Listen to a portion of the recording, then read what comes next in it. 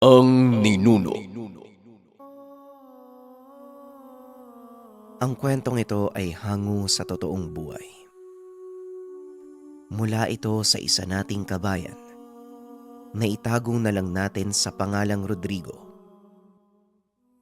Walang eksaktong taon, probinsya ng Siquijor.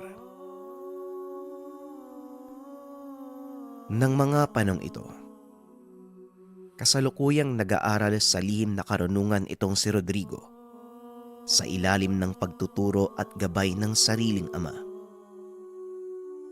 Bagaman nagsisimula pa lang sa larangan, marami nang natutunan ang binata. Nagpakita na ng kakaibang kahusayan sa larangan ng panggagamot gamit ang mga dasal. 18 taong gulang si Rodrigo nang magtagumpay na gamutin ang pinakaunang pasyente. Ito ay nang minsang mabati ng engkanto ang kapatid ng kanyang ama. Kung sinunod mo lang sana ang sinabi ko sa iyo, Benjo, hindi ka magkakaganyan. Itigil nyo na ang pamumutol ng puno sa gubat. Wika ng ama ni Rodrigo na itago na lang natin sa pangalang Mang Usteng. Wala naman kasi kung ibang pagkakakitaan, Manong. Kesa naman magutom yung pamilya ko. Mas pipiliin kong isugal ang buhay ko kaysa wala silang makain. Tugon ni Benjo. Maya-maya ay dumating si Rodrigo. Dala ang mga gamit na ipinakuha ng matanda. Mabuti naman nandito ka na, Rodrigo. Sige na, simulan mo na ang panggagamot. Wika ng matanda. Napatingin sa kanya si Rodrigo. Nagtataka ang binata sa sinabi ng ama. Ano po, tay? Tama po ba yung narinig ko? Bakit ako? Tanong ni Rodrigo. Bakit hindi? Hindi ba ito ang dahilan kung bakit ka nag-aaral ng lihim na karunungan? Para saan ang pag-aaral kung hindi mo susubukan? Tugon ni Mang Usteng. Nagdadalawang isip si Rodrigo dahil alam nito sa sarili na kulang pa ang kaalaman. Sigurado po ba kayo, tay? Ano po kasi, hindi pa ako handa eh. At saka, Ako ang makakapagsabi kung handa ka o hindi. Kaya bilisan mo na. Kanina pa nag-aantay ang tiyuhin mo. Ito ang tatandaan mo, anak. Sa panggagamot, oras ang kailangan. Bawat segundo ay mahalaga. Tugon ni Mang Usteng. Dali-dali namang hinanda ni Rodrigo ang sarili. Sinimula ng binata ang panggagamot. Humanga ang tiyuhin sa ipinakitang kahusayan ng binata. Tignan mo nga naman, oo. Talagang namana mo yung husay ni Manong Usteng, ah. Rodrigo, siguradong malayo ang mararating mo niyan. Basta ituloy mo lang. Para sa kabutihan naman ang ginagawa mo. Napapangiti na lang ang binata. Hindi ito nagsasalita dahil nakatuon ang atensyon nito sa hawak na kandila. Ilang sandali pa ay pinatuloy ito ni Benjo sa palangganang may tubig. Dito nakita kung ano ang pinagmula ng sakit ng tiyuhin. batay po sa mga nakikita ko, doon po sa gawing tumana, meron kayong pinutol na puno. At saka, nasira, di ba? Naputulan kayo ng kadena. Pero tinuloy nyo pa rin yung pagputol ng puno. Yung naputol nyo po kasi, tirahan ng isang pamilyang duwendeng pula. Wika ni Rodrigo. Dinungaw ni Mang Usteng ang palanggana. Nakita nitong tama ang sinabi ng binata.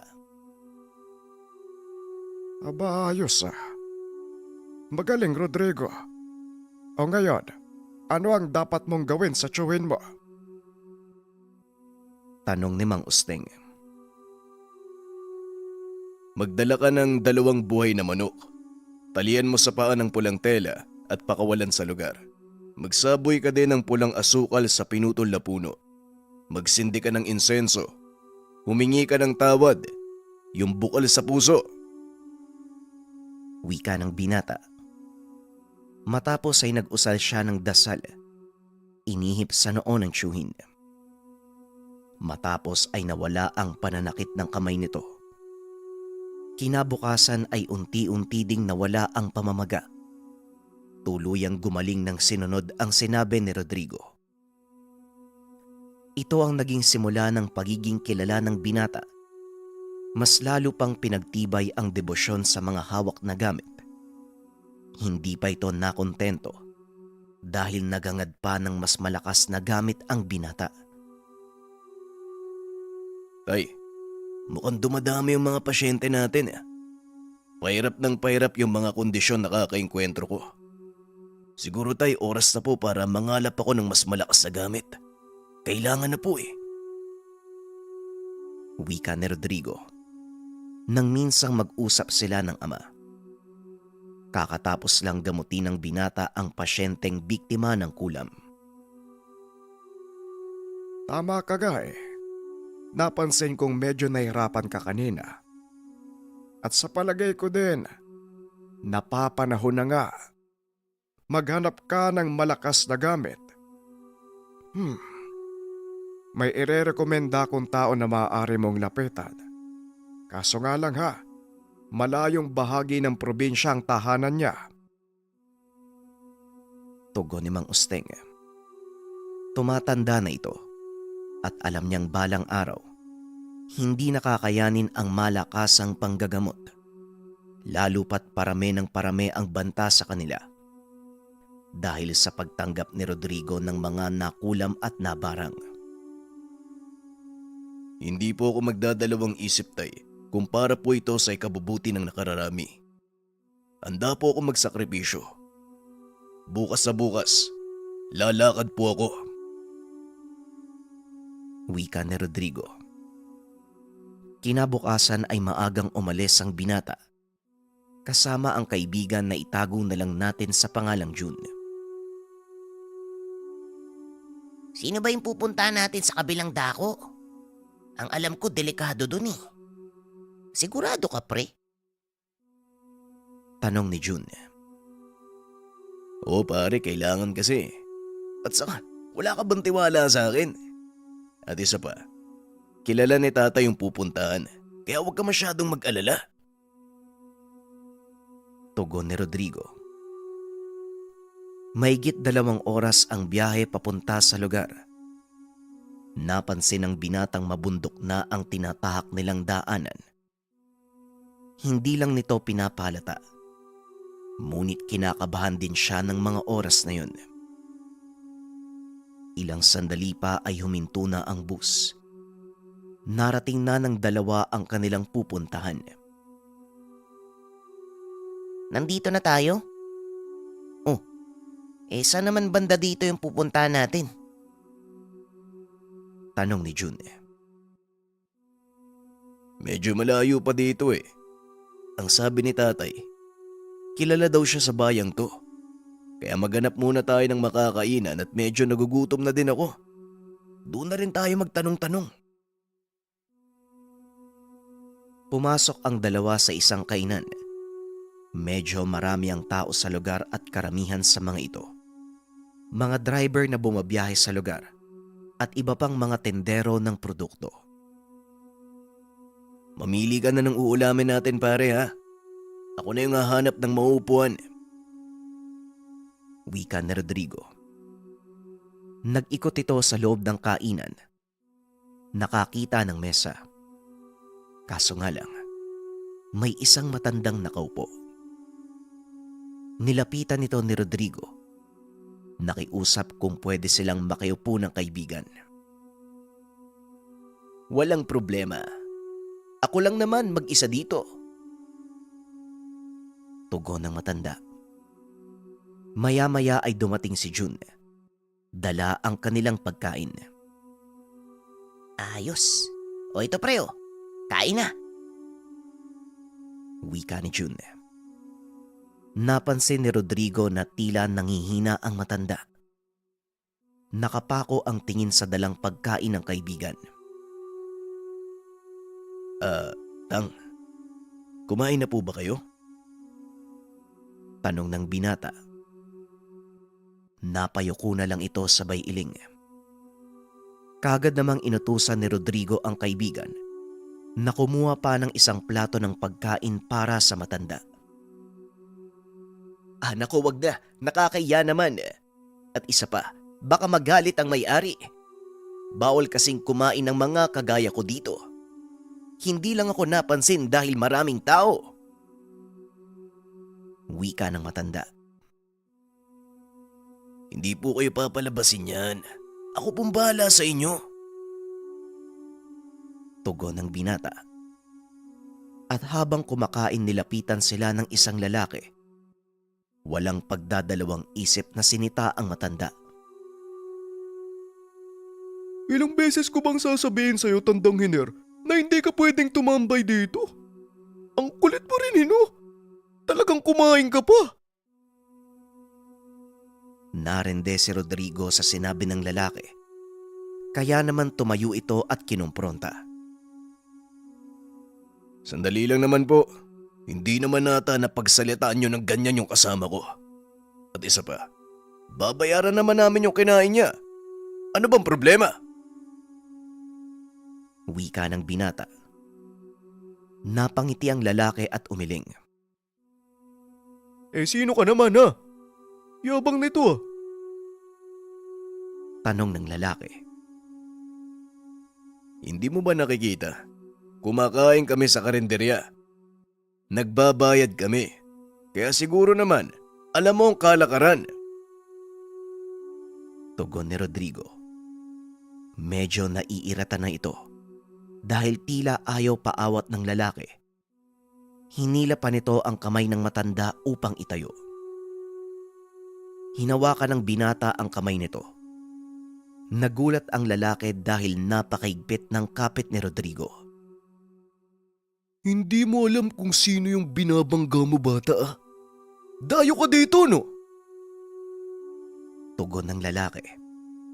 At dahil mainit na ang ulo ni Rodrigo, pinatulan niya ito. Hoy, wala akong pakialam kung sino ka. At kung hindi mo titigilan yung matanda, sasamain ka sa akin. Sa pagkakataong iyon, binitawan ng lalaki ang kamay ng matanda at naglakad palabas. O talagang gusto mong masaktan ha? O sige, dun tayo sa labas. Ayoko makasira dito eh. Kagad namang sumunod si Rodrigo, ngunit hinawakan ng matanda ang kanyang kamay. Nako iho, wag mo na siyang patulan. Mapapahamak ka lang. Napakarami ng alipores ng taong yan. Wika ng matanda. Wag po kayong mag-alala, tatang. Ako po ang bahala. Ayoko lang po na may inaapi sa harapan ko eh. Ayoko sa lahat, yung mayayabang na tao. Tugon ni Rodrigo. Nako tatang, hindi niyo po kilala yung kaibigan ko. Tignan niyo po yung gagawin niya. Wika ni Jun. Matapos ay sumunod ang mga ito sa kinaroroonan nila Rodrigo. Talagang gusto mong mapahamak ano? Hindi mo alam ang pinasok mo, bata. Nga pala, kilala ako dito sa pangalang Adolfo. Ako ang may hawak sa lugar na to. Ako din yung may-ari ng karenderyang kinakainan nyo. Napangiti si Rodrigo at nagkamot ng ulo. Alam mo, sa totoo lang, wala akong pakialam kung sino ka eh. Ayoko lang sa mayayabang at ayoko lang na may inaapi sa harapan ko. Ayoko nang may binabasto sa harapan ko. At isa pa, ang pinakaayoko sa lahat, yung nasisira yung tanghalian ko. Tugon ng binata. Ngunit laking gulat nito nang bigla siyang paligiran ng ilang kalalakihan. Ito na nga ba ang sinasabi ko? Tumakbo ka na! Hindi ka bubuhayin ng mga yan. Wika ng matanda. Ngunit imbis na sundin ito, sinugod ng binata ang mga kalalakian. Nasorpresa ang mga ito sa kakaibang bilis ng binata. Nagawa niyang patumbahin ang 4 na lalaki sa pamamagitan lamang ng tagi-isang suntok. Kaya naman pala. Kaya pala malakas yung loob mo eh. May tangang kang mutya. Hulaan ko. Mutya ng kidlat. Para sa bilis. At ang ngipin ng kalabaw para sa lakas. Mahusay ah. Mukhang magiging magandang laban to. Wika ni Adolfo. Pasensya na pare. Pero mali ka. Wala akong tanga na mutya. Kung ano man ang nakikita mo ay normal na kakayahan ko. Huwag mong antayin na gamitan pa kita ng mga kaalaman ko. Tumawa ng malakas si Adolfo. Naglakad ito papalapit sa binata. Ngunit ng ilang metro na lang ang layo nito, bigla siyang napahinto. Sandali lang. Normal na kakayahan? Walang tangang mutya. Pero nagtataglay ng kakaibang lakas. Ikaw ba yung anak ni Tatang Usting? Tanong ni Adolfo. Oo, tama ka. Ako nga. Eh ano naman ngayon? Tugon ni Rodrigo. Naku, pasensya na. Hindi tayo dapat naglalaban eh. Hindi kita kagad nakilala. Ako si Adolfo, yung kaibigan ng tatay mo. Wika ni Adolfo. Nung una ay hindi pa naniwala si Rodrigo.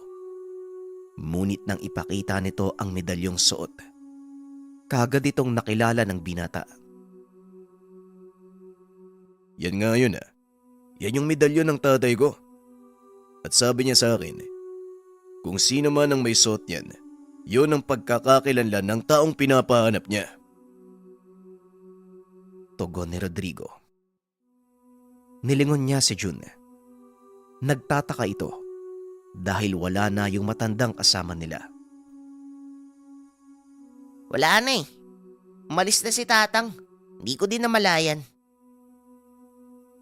Wika ni Jun. Hindi kayo dapat nagtitiwala sa taong yun. Marami na siyang nabiktima dito. At yun ang dahilan kung bakit ko siya pinapalabas sa kainan. Hali kayo. At tuloy niyo yung pananghalian niyo. Doon tayo mag-usap sa loob. Pagkapasok sa loob, pinaliwanag ni Rodrigo ang dahilan ng pagpunta. Sa totoo lang po, medyo nangihina na kasi si tatay eh. Bilang kapalit niya, kailangan ko magpalakas. Kaya isinugo niya ako dito. Sa totoo lang, hindi ko alam kung anong daratnan ko eh. Pero malaki ang tiwala ko sa tatay ko. Kaya naman po hindi ako nagdalawang isip na sundin siya. Kailangan ko po talaga ng malakas na tangan eh. Gagamitin ko po para makatulong sa iba. Wika ni Rodrigo. Eh huwag kang mag-alala, wala tayong problema dyan. Hindi ka nagkamali ng lugar na pinuntahan. Dito kami nangangalap ng iyong ama. Nung bata pa ako, kung hindi mo na itatanong ha, ang yumao kong tatay ang pinakamalakas na antegero sa lugar na to. Tugon ni Adolfo. Bigla namang naisingit ni Jun ang tungkol sa matanda. Pwede makisingit? Yung matandang kasama namin kanina, bakit kayo galit? Tanong ni Jun. Si Mang Hiner. Dati pa siyang kilalang manggagamot dito sa lugar eh. Pero dahil napakaganid sa salapi, unti-unti niyang tinalikuran ng kakayahan. Hanggang sa hindi na siya makapanggamot. Yan yung nangyari. Tugon ni Adolfo. Dagdag pa nito, dahil sa inggit, isa-isa nitong siniraan ang pangalan ng lahat ng manggagamot sa lugar. sinubukang agawin ang mga tangang gamit. Sa kasamaang palad ay wala itong nakuha. At sa pamumuno ng tatay ni Rodrigo, nagawa itong madiskomunyon. Ayon pa dito, malaki ang galit ni Mang Hener sa ama ng binata. Mabuti na lang at hindi nahulog sa patibong nito ang magkaibigan.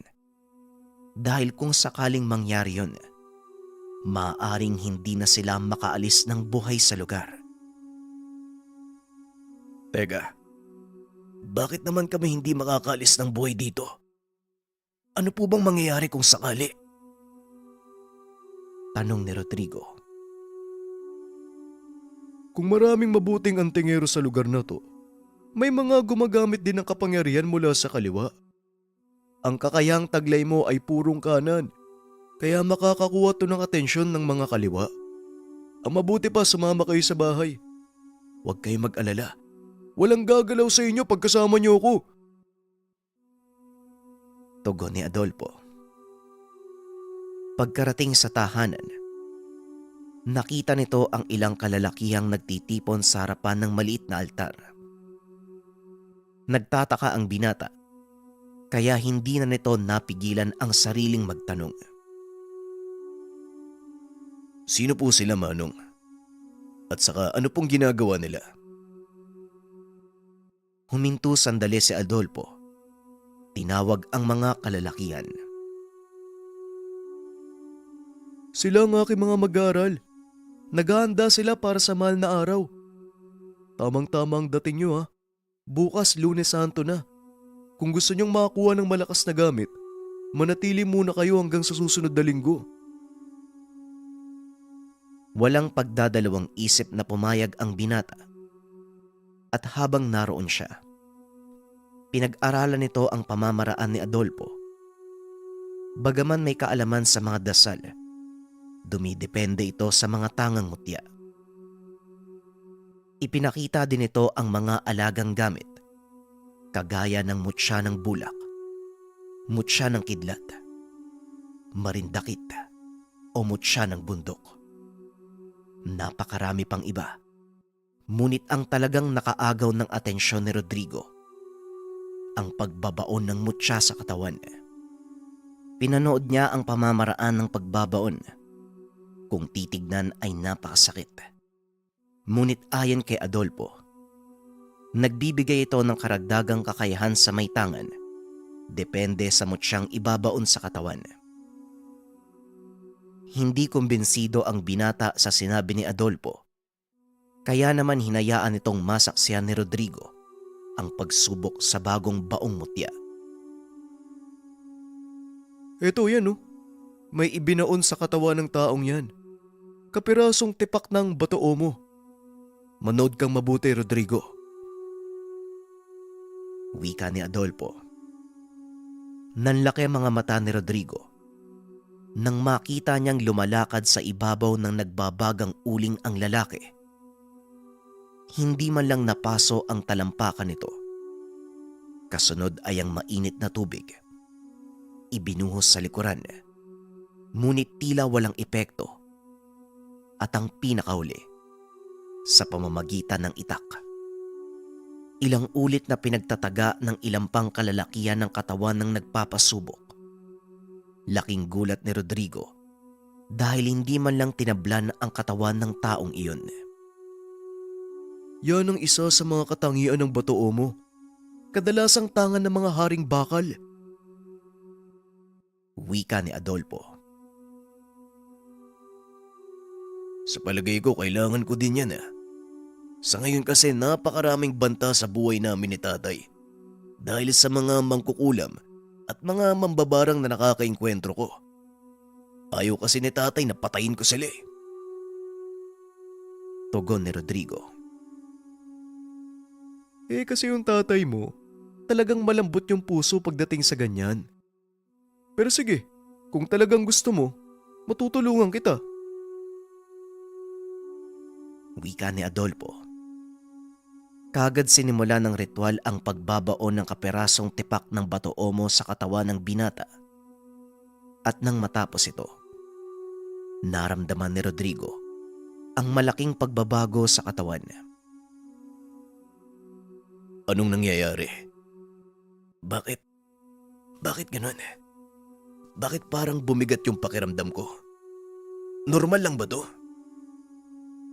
Tanong ni Rodrigo habang sinasapo ang ulo. Oo, normal lang yan. Normal na pakiramdam. Nilalabanan ng dasal sa katawan mo ang kakayahan ng batoo mo. Maninibago ka pero ilang minuto lang, mawawala din yan. Sa oras na kilalanin ng katawan mo ang batoo mo. Tugon ni Adolfo. Ilang sandali pa, bumuti ang pakiramdam ng binata. O kumusta naman ang pakiramdam mo? Maayos na ba? Tanong ni Adolfo. Sa ngayon ho, medyo maayos na. Maraming salamat ho Walang anuman. Kung gusto mong subukan ng kakayahan mo, pwede tayong humiling sa mga kasamahan ko. Sige po. Gusto ko pong malaman kung anong epekto nito sa katawan ko eh. Pag-uusap ng dalawa. Matapos ay sinubukan ng binata ang bagong tangan. Nasorpresa ito dahil napaka-epektibo ng batoo mo na ibinaon sa katawan niya. Matapos ang pagsubok, kinausap ni Adolfo ang binata. Binigyan pa niya ng ilang mutyang pwedeng gamitin.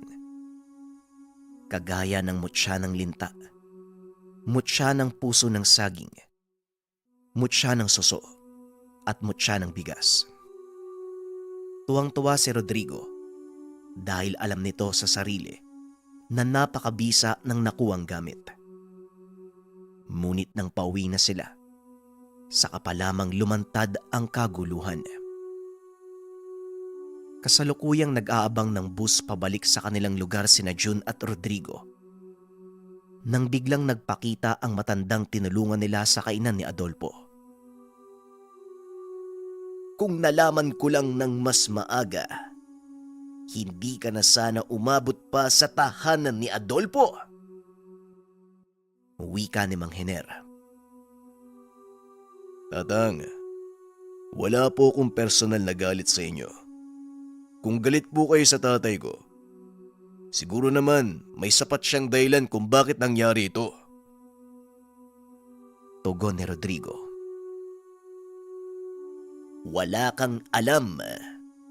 Masyadong pakialamero ang tatay mo. Oo, wala kang personal na galit sa akin.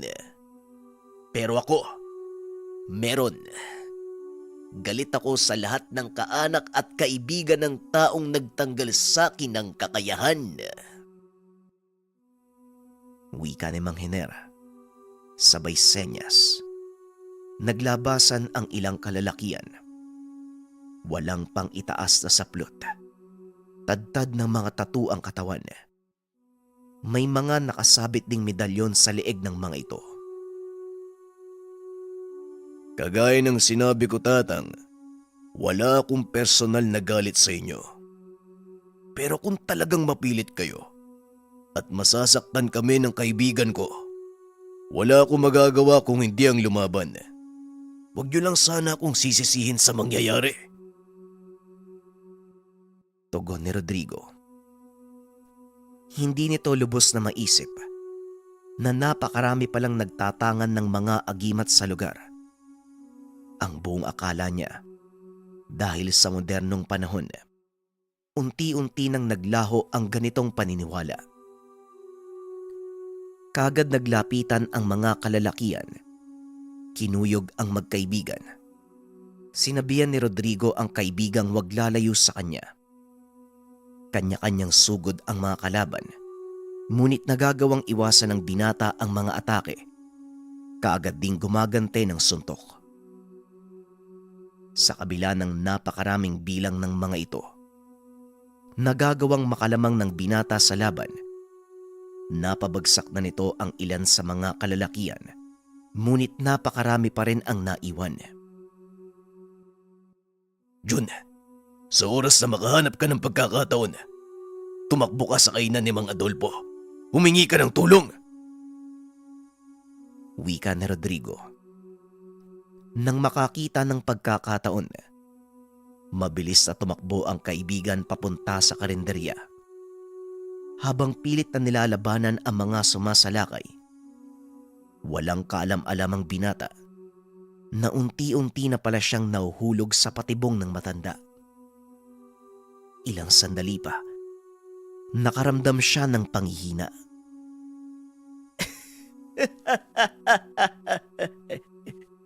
Nararamdaman mo na ba ang epekto ng lasong dasal na ibinato ko sa iyo? Huwag kang mag-alala. Wala kang mararamdamang sakit o hirap. Kagaya ko, mawawala lang din ang kakayahan mong magpagana ng dasal. Ito ang paghiganti ko.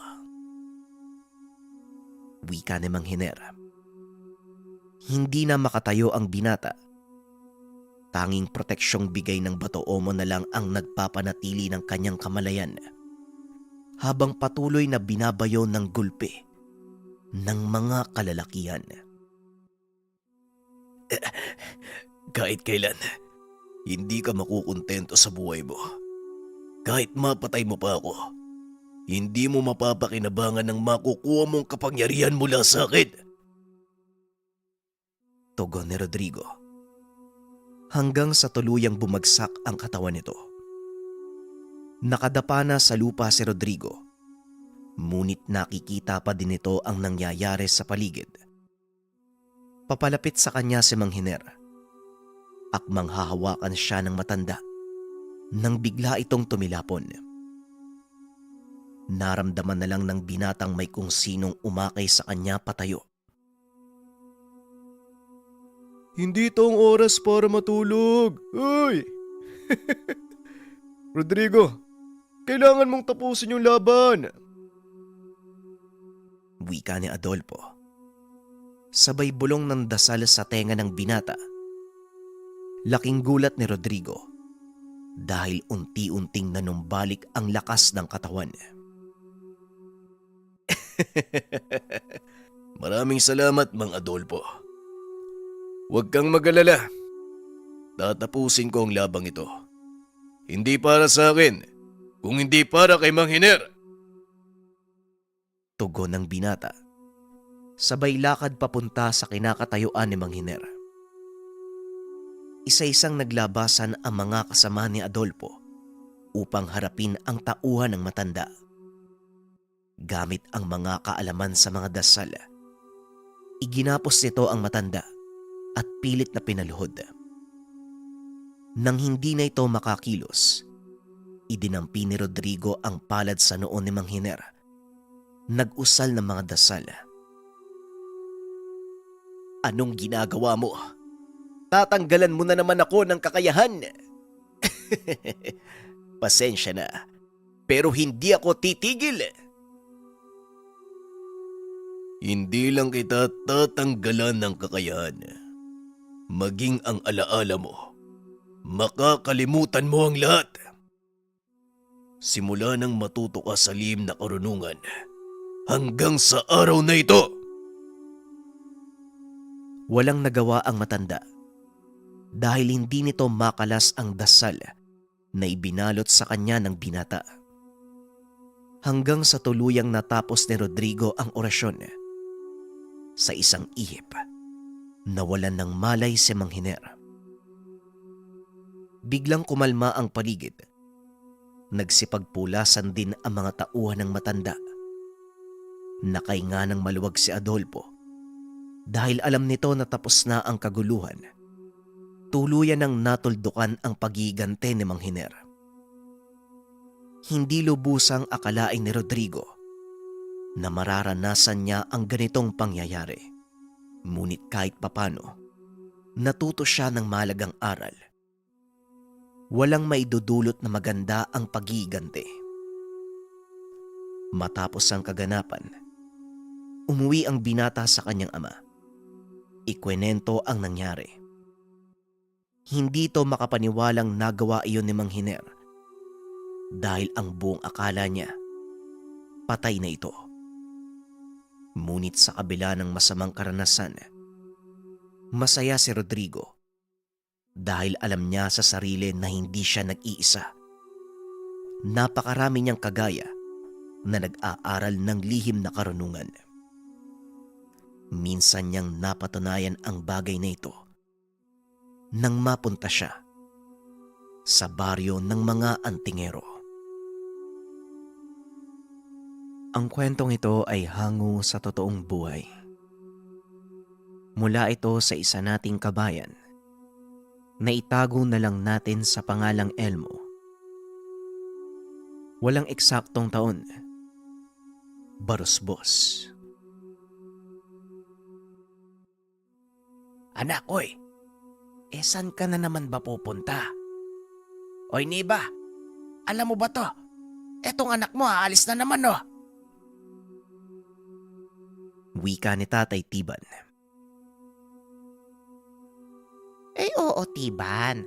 Nung nakaraang linggo pa yan nagpaalam sa akin eh. May gaganapin daw na jamboree sa Conception. Lahat ng mga Boy Scout, pupunta daw doon. Alam mo na, kailangan nila ng magandang lugar para sa pagtitipon. Hayaan mo na yung anak mo. Tugon ni Nanay Niba. Bakit naman kasi doon pa? Pumayag ka nang hindi man lang ako tinatanong. Saka naman mahal, jamboree. Ay nako, alam mo ba ang balita nung nakaraang taon doon? Lahat ng mga Boy Scout na disgrasya sa mismong lugar na sinasabi niya. Tapos gayon, doon pa rin ang lokasyon. Tapos pinayagan mo yung anak mo, kahit walang permiso mula sa akin. Ano ba naman yan? Wika ni Tatay Tiban. Napayuko na lang si Elmo habang nakikinig sa pagtatalo ng mga magulang. Pero sinadya nila na hindi na muna ipaalam sa ama dahil alam nila na tututol kagad ito.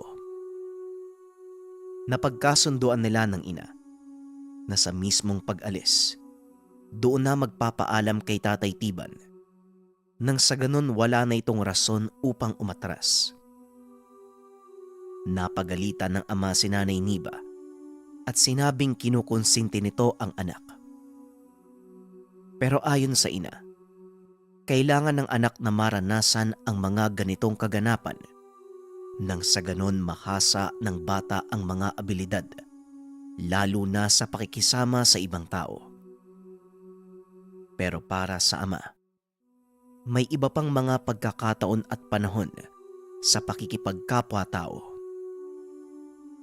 Hindi lang sa ganitong aktibidad, maging sa ibang mga lugar at organisasyon.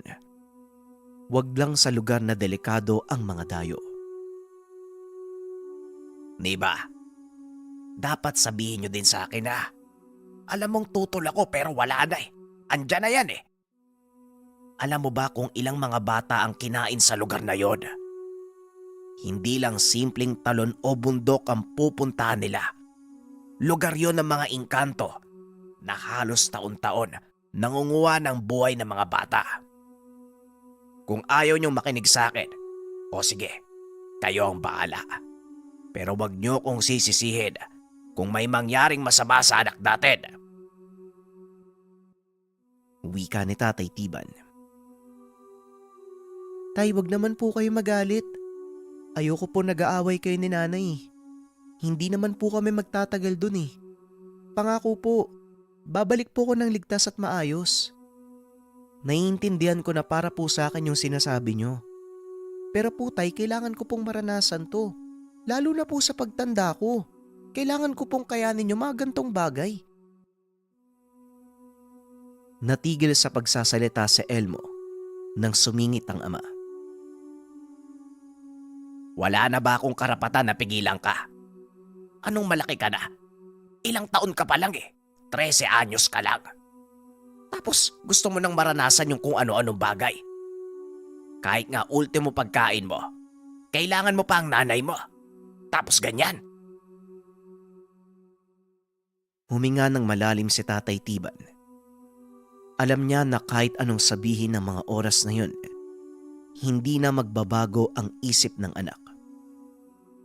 Maging ang asawa, Ramdam ni Tatay Tiban na tila nanlumo ito nang nasigawan niya. Sa kabilang banda, bukod sa buo na ang pasya ni Elmo, nakabili na ito ng mga kagamitan para sa gagawing pagtitipon. Bago makalis ang anak, naglahad muna ang ama ng mga bagay na hindi dapat gawin ng bata. Ang una, huwag maliligo sa talon kahit anong mangyari. Huwag din sasali sa mga gawain na gagawa ng ingay sa lugar. Kung susundin niya ni Elmo, paano siya makikiisa? Parang ganun din eh. Sumama siya, pero parang hindi din siya kasama. Wika ni Nanay Niba. Ayos lang po, Nay. Tatandaan ko po yun, Tay, para pumapanatag ka. Alam ko naman po na para sa kapakanan ko lang po yung sinasabi nyo eh. Tugon ni Elmo.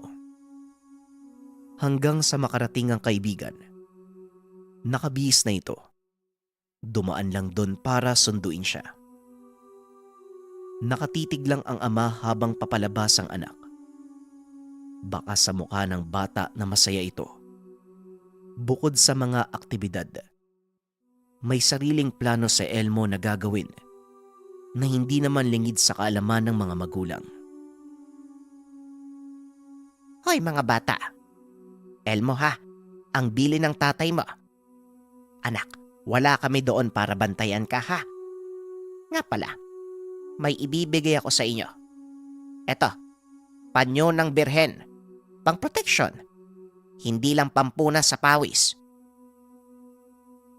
Wika ni Nanay Niba. Maraming salamat po, Nay. Saan niyo po ito nabili? Ang ganda naman po.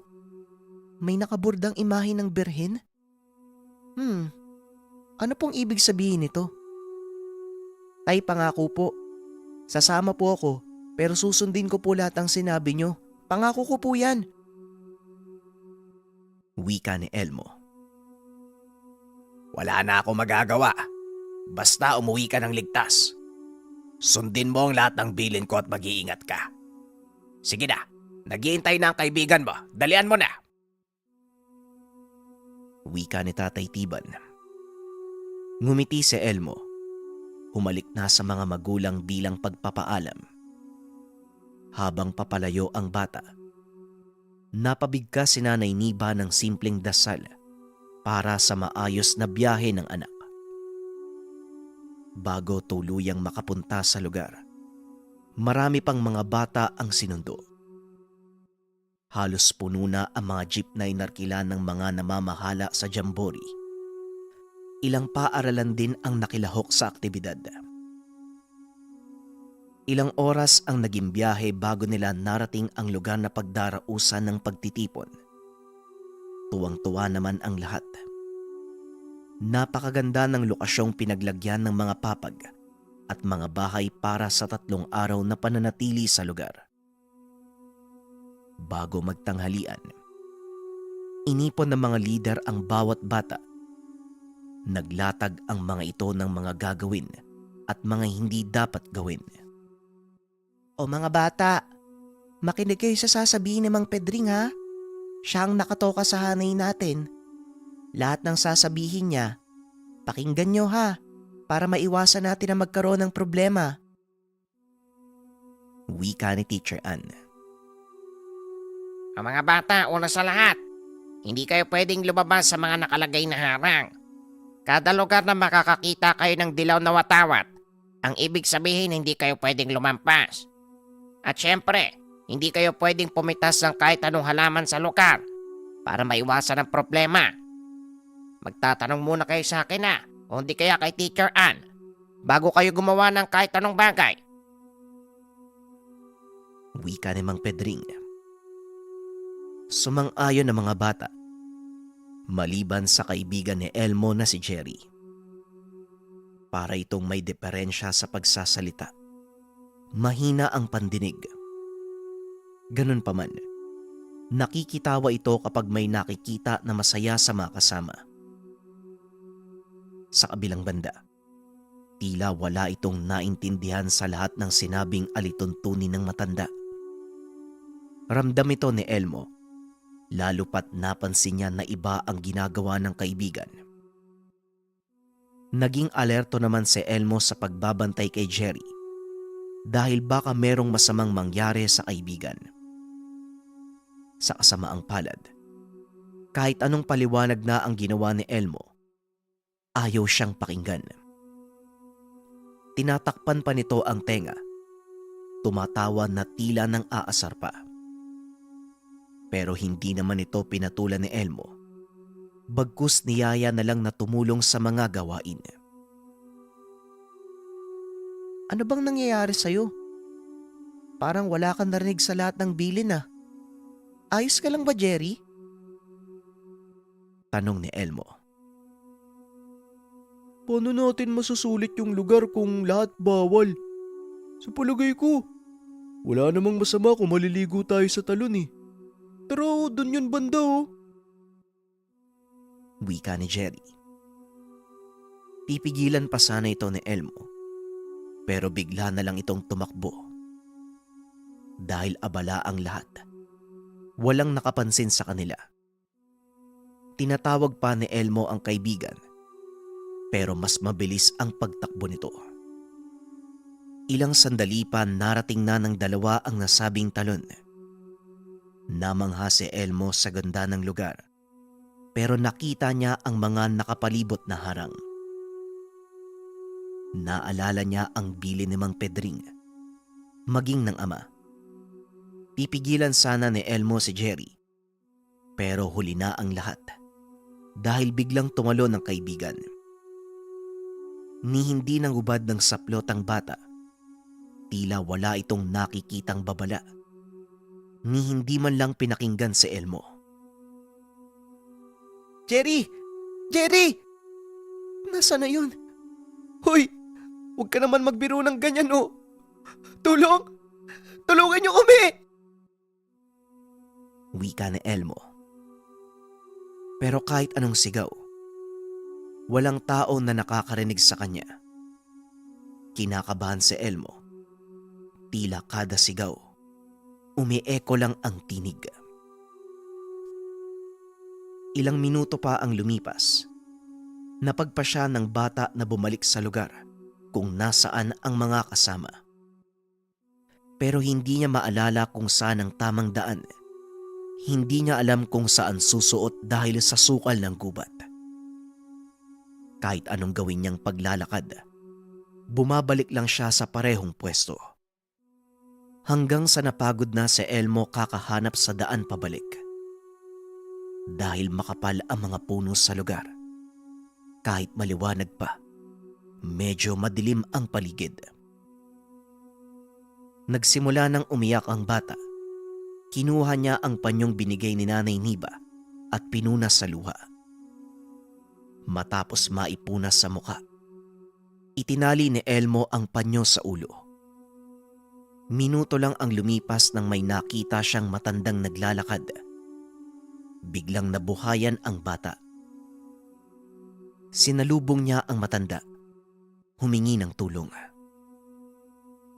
Pakiusap po, tulungan niyo po ako. Tulungan niyo po kami ng kaibigan ko. Hanggang ngayon po, hindi pa po siya nakakaahon dun sa talon eh. Kanina pa din po ako naliligaw eh. Wika ni Elmo. Hindi niyo ba alam na ipinagbabawal sa lahat ang lugar na ito? Ngayon hihingi ka ng tulong para sa kaibigan mo. Nila mo na ng talon ng kasama mo. Kaya kung ako sa'yo, kung gusto mo pang mabuhay, sundan mo ang mga nakataling dilaw na bandera. Mga bata nga naman, hindi sumusunod sa lituntunin. Wika ng matanda. Doon lang niya naalala ang sinabi ng namumuno sa aktibidad. Palaging tignan ang mga dilaw na bandera para hindi sila mawala o maligaw. Babala din ito na huwag pasukin ang lugar. Abot hanggang langit ang pasasalamat ni Elmo sa matanda. Pero nagulat ito nang bigla na lang nawala. Hindi niya alam kung saan sumuot ang matanda. Tumalikod na lang si Elmo sa lugar at hinanap ang mga dilaw na bandera. Minuto lang ang nakalipas. Habang naglalakad at sinusundan ang mga nakahilerang tali, nagtataka ang binata dahil ilang beses na siyang umikot, pero tila ngayon lang niya nakita ang bandera. Iba't ibang kulay ang nakikita ni Elmo, kaya nalito ito kung saan ang tamang daan. Naku, Diyos ko, tulungan niyo po ako. Pakiusap po, tulungan niyo po ako. Pangako po, magiging mabuting bata na po ako. Wika ni Elmo. Hahawakan na sana niya ang banderang pula. Biglang may pumalo sa kamay niya. Napasigaw si Elmo hindi dahil sa sakit, kung hindi dahil sa gulat. Ay nakum bata ka. Bata mo pa makakalimutin ka na. Anong kulay ba ang sinabi ko sa'yo? Tapos ngayon, sa pulang bandera ka pupunta. Ayos. Akin ang kamay mo. Ito ang hawakan mo. Isang buto na magpapaalala sa'yo ng lahat. Dalian mo. Hawakan mo na. Wika ni Tandang Kirim. Aanuin ko po yung buto. Buto. Pero parang... Natigil si Elmo sa pagsasalita. Muli itong pinalo ng matanda ng hawak na baston. Ayon kay Tandang Kirim, hindi nakikinig ng maigi ang bata. Kakasabi ko lang. Talagang inulit mo pa. Buto nga yan. Bigay ko yan sa'yo bilang paalala. Sige na. Wala nang oras. Malapit ng madilim. Baka mamaya, hindi ka na makabalik sa lugar nyo. Bilisan mo na! Wika ni Tandang Kirim. Napatitig si Elmo sa matanda. Pero hindi na ito nagtanong pa. Binulsa na lamang ang binigay. Habang patuloy na naglalakad, sinundan ni Elmo ang kulay dilaw na bandera. Hanggang sa marinig niya ang mga kasamahan. Sumisigaw. Hinahanap sila. Isa sa mga kaibigan niya ang lumapit sa kanya. Teacher! Teacher Ann! Si Elmo po! Nandito si Elmo! Wika ni Kokoy. Inakbayan siya ng kaibigan. Inalalayan papunta sa iba pang mga kasama. Doon palang nakaramdam ng kakaibang pagod si Elmo. Tila nalanta ang katawan nito habang inaalalayan ng kasamahan. Hanggang sa nawalan ng malay si Elmo. Sigaw lang ni Kokoy ang narinig niya bago tuluyang ipikit ang mata. Kinabukasan, pagdilat ni Elmo, nagtataka ang bata kung bakit tila napakaingay ng paligid. Babangon sana ito, pero biglang may pumigil sa kanya. O anak, huwag ka na munang tumayo. Magpahinga ka muna ha, para makabawi ka ng lakas mo. Wika ni Nanay Niba. Nay, nasan po ako? Ano po bang nangyari? Bakit po maingay? Nasan po ba tayo? Tanong ni Elmo. Maingay? Wala naman ako naririnig eh. Anong ingay ba yung sinasabi mo? Dalawa lang naman tayo dito sa kwarto eh. Nasa pagamutan tayo anak. Mabang istorya. Pero nagpapasalamat ako makabalik ka ng ligtas. Tugon ni Nanay Niba. Teka nay, nasan po si Jerry? Hindi po ba siya nakaahon? Nasan po siya? Nakuha po ba siya? Naisabihin niyo po kay Teacher Ann, si Jerry po. Wika ni Elmo. Hindi niya na napigilang umiyak nang maalala ang nangyari. Naluha din si Nanay Niba.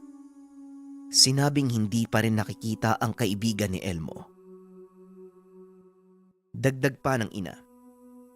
Ginalugad na ang lahat ng lugar pero hindi talaga natagpuan si Jerry.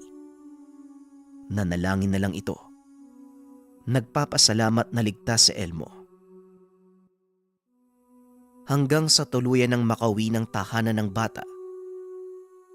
Pero mula nang mangyari ang insidente, maraming nagbago sa buhay ni Elmo.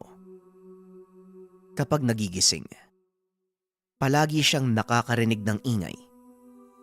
Palaging takot. Hindi naman malaman ng mga magulang kung saan ito natatakot o kung ano ang naririnig na ingay. Ilang araw na ang lumipas matapos ang nangyari. Hinanap ni Elmo ang buto na ibinigay sa kanya ng matanda bago makabalik sa pwesto ng mga kasamahan. Eto ba ang hinahanap mo? Anong klase bang buto ito, anak? Saan mo ba nakuha yan? Mukhang kakaiba eh. Sinubukan ko pa yung pukpukin eh. Ang buong akala ko ginto. Pero wala namang nangyari. At saka hawakan mo, anak. Tignan mo, pakiramdaman mong maigi. Ay parang nangungusap. Parang umiinit. Wika ni Nanay Niba. Hindi ko din po alam na eh. Bigay lang po sa akin ni Tandang Kirim. Yung matandang nagligtas po sa akin. At saka, hindi naman po mainit ah. Buto lang po to eh. Pero ang sabi ng matanda, gagabayan daw po ako niyan. Kaya nagpapasalamat po ako. Baka dahil po dyan, kaya po ako nakabalik ng ligtas. Tugon ni Elmo. Habang hawak ang buto, biglang may kung anong enerhiya na dumaloy sa katawan ng bata. Kinilabutan siya, pero ayaw niya itong ipahalata sa ina. Ang buong akala niya doon matatapos ang lahat. Pero hindi. Ito ang simula ng mas malaking pagbabago sa buhay ni Elmo at ng pamilya. Kahit nagulo ang sistema ng buhay ng bata, naging daan naman ito para makita kung ano ang gampanin sa buhay. Napansin ito ng lahat, lalong-lalo na ang mga magulang ni Elmo. Kitang-kita ang kakaibang galaw nito. Bigla na lang siyang magsasalita kahit walang kasama. May oras din na bigla na lang itong nananamlay. Bahal, parang hindi na siya si Elmo yung anak natin. Hindi sa paninisi Alam kong gusto mo lang na maging masaya ang anak mo. Pero ano nang gagawin natin sa kanya ngayon? Ilang araw na siyang tulog Kung gumising man, parang wala naman sa sarili. Wika ni Tatay Tiban. Parating na si Mang Ambo. Patawarin mo ko kung ganito yung nangyari sa pasya ko. Pero panalangin ko, mailigtas si Elmo. Hindi ko rin naman gusto yan eh. Tugon ni Nanay Niba. Bago ang tanghalian, nakarating na ang manggagamot sa tahanan. Pagpasok pa lang sa kwarto ni Elmo, kung saan ito nagpapahinga, bigla itong napayuko. Tila may kinakausap at parang may inaakbayan pa. Nagkatingin na naman ang mag-asawa. Iniisip nila kung anong nangyayari. Maya-maya pa, biglang tumawa ang albularyo. Tila tuwang-tuwa sa mga nakikita. Papasok na din sana si Tatay Tiban sa kwarto, pero inawat siya ni Nanay Niba. Hayaan mo na muna siyang matapos. Ramdam ko, magiging maayos na ang lahat, Tiban. Magtiwala lang tayo. Magdasal tayo. Wika ni Nanay Niba. Napakalma ni Nanay Niba ang asawa. Kaya nanatili na lang silang nakamasid habang sinusuri ni Mang Ambo si Elmo. Ilang sandali pa ang lumipas. Lumabas si Mang Ambo na maaliwalas ang muka. Hinayaan na muna nila si Elmo sa kwarto. Dinala ng mag-asawa sa kusina ang albularyo para makausap. Habang nagkakape, doon pinaliwanag ni Mang Ambo ang lahat ng nangyari. Ipanatag niyo ang kalooban niya. Maayos na si Elmo. Pero nasa kanya kung tatanggapin niya ang gampaning ibinigay. Kung nagtataka kayo kung bakit nakakatulog siya ng ganong kahaba, dahil wala siya ngayon sa mundo natin. Naroon siya sa kabilang dimensyon, sa mundo ng mga engkanto. Si Elmo ang napili nila para maging tulay. Hindi para makapaminsala, kung hindi para makapanggamot kagaya ko. Ang kagandahan lang, mas malakas siya kung ikukumpara sa akin. Pero marami siyang kailangang matutunan para magampanan ng maayos ang responsibilidad. Kung papayagan niyo, gusto kong gabayan ng bata. Tumulo ang luha sa mga mata ni Nanay Niba. Pero sa kabilang banda, nagpapasalamat pa rin ito dahil maayos ang anak. Ganon pa man, nagtiwala ang mag-asawa na matutulungan ni Mang Ambo ang anak, kaya tinanggap nila ang alok nito. Sa kasalukuyan, naging tanyag na manggagamot si Elmo dahil sa pag-alalay at sa gabay ng mga engkanto.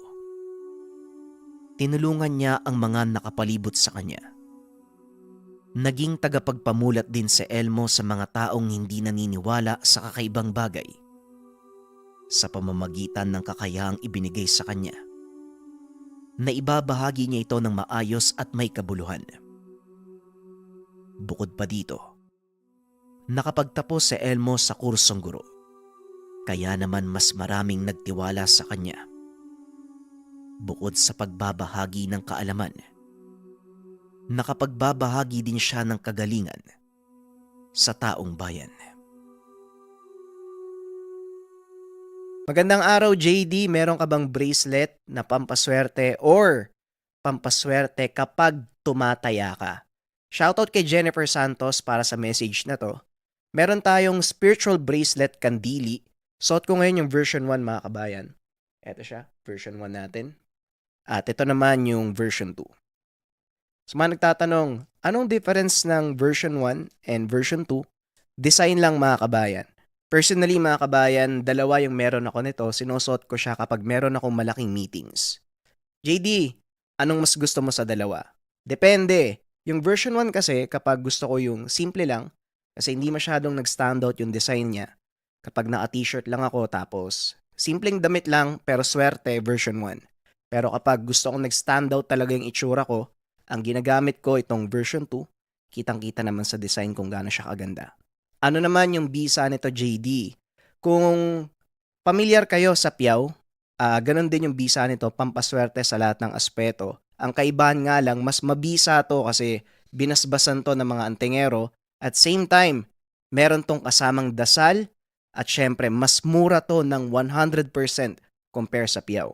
Sa lahat ng interesado, nariyan ang link sa comment section or mag-message lang kayo at merong sasagot sa inyo. Maraming salamat. Ang ninuno. Ang ninuno.